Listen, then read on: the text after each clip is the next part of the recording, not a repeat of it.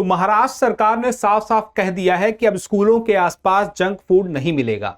तो आखिर ये जंक फूड है क्या? क्या हम स्पेशली इसकी कोई परिभाषा जानते हैं? ये कितना नुकसानदायक है और इस फैसले से क्या फायदा मिल सकता है? क्योंकि खतरा पता होना चाहिए, तभी तो फायदे का अंदाजा लगेगा। चलिए सारी बातों को बहुत सीमित समय में जानते हैं एक एक करके। सबसे पहली बात खबर को समझते हैं कि खबर क्या है। खबर के तौर पर यह कहा गया है कि महाराष्ट्र खाद्य एवं औषधि प्रशासन ने स्कूल परिसर व 50 मीटर के दायरे में HFSS खाद्य पदार्थों की बिक्री, मुफ्त वितरण, विज्ञापन पर पूर्ण प्रतिबंध लगा दिया है। अब इसका मतलब क्या है? जंक फूड की जब हम बात कर रहे हैं तो हमें HFSS जरूर पता होना चाहिए।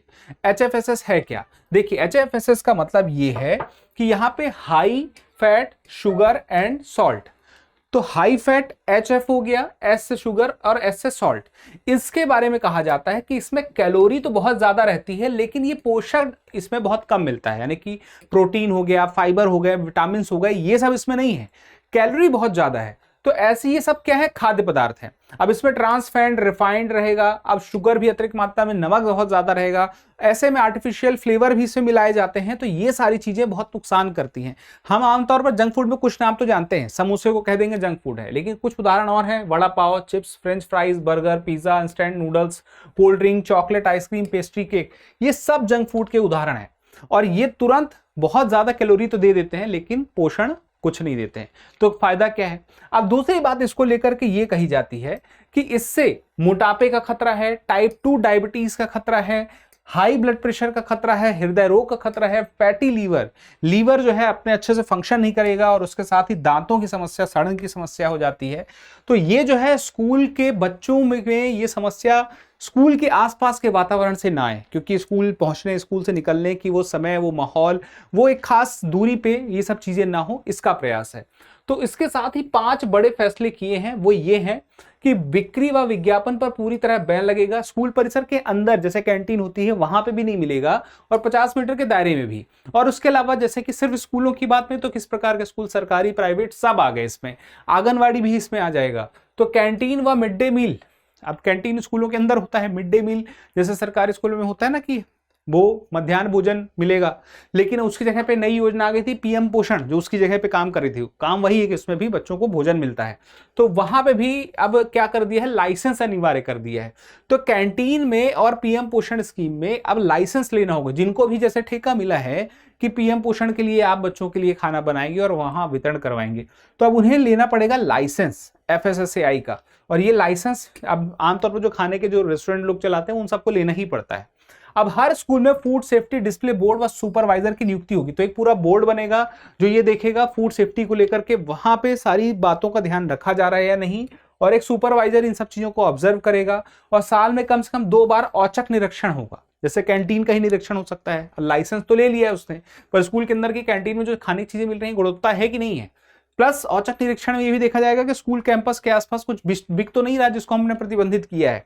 और इसके अलावा जितने भी वहां पे लोग हैं, प्रिंसिपल है, मैनेजमेंट है, शिक्षा विभाग है, इन्हें सब की एक जिम्मेदारी तय कर दी जाएगी। ये महाराष्ट्र सरकार की तरफ से एक बहुत बड़ा, हम कह सकते हैं, स्टेप है।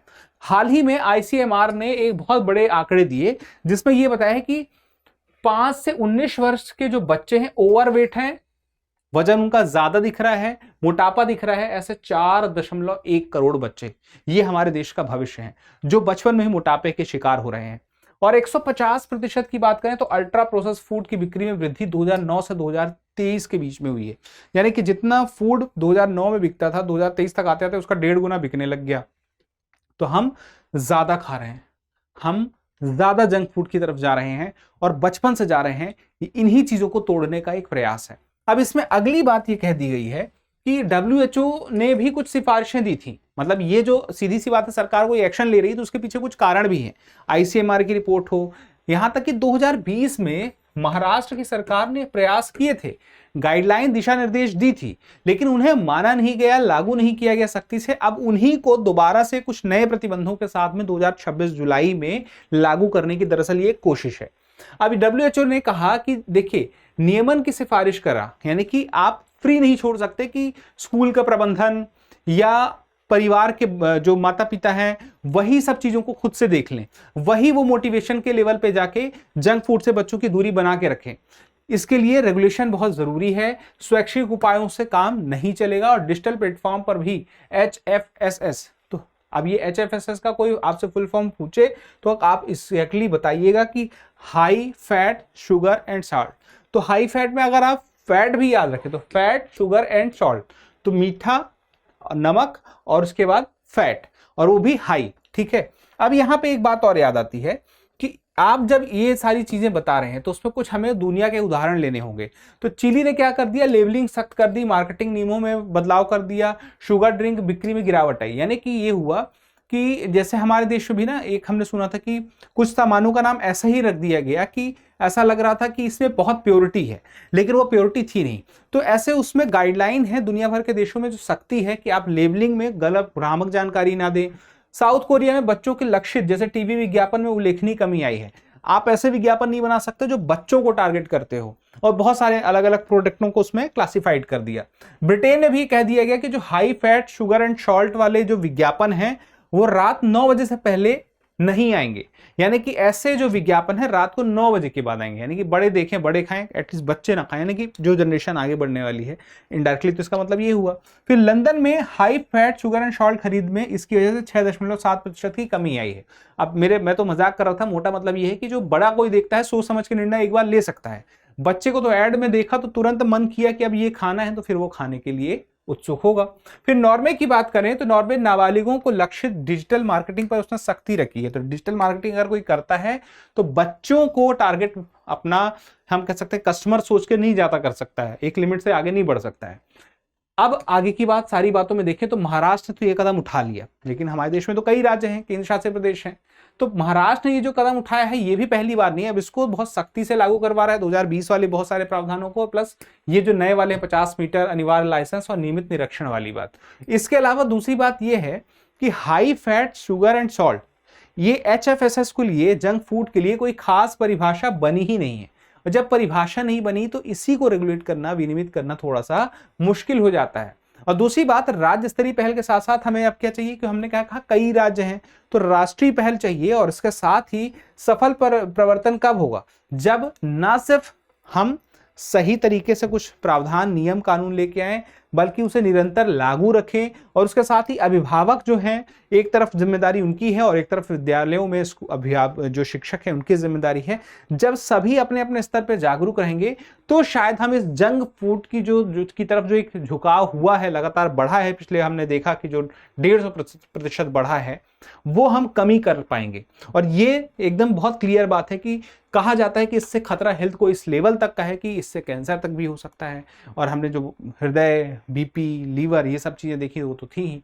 तो सारी बातों के साथ अब आपसे मेरा एक सीधी बात पे ये कहना ये है कि बचपन में मोटापा, प्री डायबिटिक, हाई BP अगर ये शुरुआत से ही हो जाएगा तो कहीं ना कहीं हमारे जो मानव संसाधन हैं वो देश की प्रगति के लिए उतना बेहतर तो काम नहीं कर पाएंगे। और उसके साथ ही महाराष्ट्र का आदेश ये जो अभी शुरू हुआ है, हो सकता है कि इसके बाद हमें आगे बहुत कुछ देखने को मिले, अगले राज्यों में भी मिले, लेकिन यहाँ पे हम राष्ट्रीय स्तर पर भी एक हमें कुछ खास प्रावधानों की या खास प्रयासों की जरूरत है जो इस दिशा में और एक कदम आगे बढ़ पाए। अब सारी बातों के बाद एक छोटा सा आपसे मेरा सवाल है, सवाल का जवाब जरूर दीजिएगा कि हाल ही में महाराष्ट्र ने, FDA ने स्कूलों के परिसर और उसके आसपास कितने मीटर के दायरे में जंक फूड की बिक्री पर प्रतिबंध लगाया है? 25, 50, 100 या 200? कमेंट करके हमें जवाब जरूर दीजिएगा, क्योंकि जब आप जवाब देते हैं तो हमें और बेहतर करने की प्रेरणा मिलती है। फिलहाल के लिए इतना ही, मिलते हैं अगले सेशन में। धन्यवाद।